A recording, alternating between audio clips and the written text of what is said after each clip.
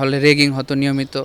রাতের বেলা যে আমাদের দেখা যেত যে পরের দিন হচ্ছে কার্ড আছে বা টার্ম আছে আমাদের যে পরীক্ষা, ওর আগের রাতে আপনার ৩টা ৪টা পর্যন্ত এই ব্যাচ মিটিংয়ের নাম করে মানে রেগিং দেওয়া হতো। তো এখন এসব কোনো রেগিং নাই। আমরা হচ্ছে 61 ব্যাচ, 5 আগস্টের পরে আসছি। আমাদের পরে আরেকটা ব্যাচ আছে 62 ব্যাচ।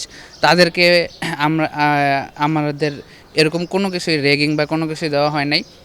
তারা আসছে এবং সুষ্ঠু যে হলের পরিবেশ তারা ভোগ করতেছে এবং আমরা কিছু ভোগ করছি, অনেকটা সুষ্ঠু পরিবেশে থাকছি। এখন আর হচ্ছে আপনার মিছিলেও যাইতে হয় না। আর যেই রাজনৈতিক যে অবস্থাটা, এটা হচ্ছে আপনার এটা কিছুটা হচ্ছে স্বেচ্ছায়। যার যদি ইচ্ছা থাকে সে যাইতে পারে, বাট হচ্ছে যে কেউ যদি চায় না আমি রাজনীতিতে যাব না, আমি শুধু মেডিকেলে, যেহেতু আমরা পড়ালেখা করার জন্য আসছি, পড়ালেখা করতে চাইলে সে শুধুমাত্র পড়ালেখা নিয়ে থাকতে পারবে, এখানে কোনো সমস্যা নেই। আর হলের যেই বিষয়টা, হলের খাবার দাবারের মানটা মানটা একটু আমাদের হলের তুলনায় একটু খারাপ মানটা, তবে এটা ভালো করার চেষ্টা করছে, আমাদের স্যারের সাথে কথা বলছি।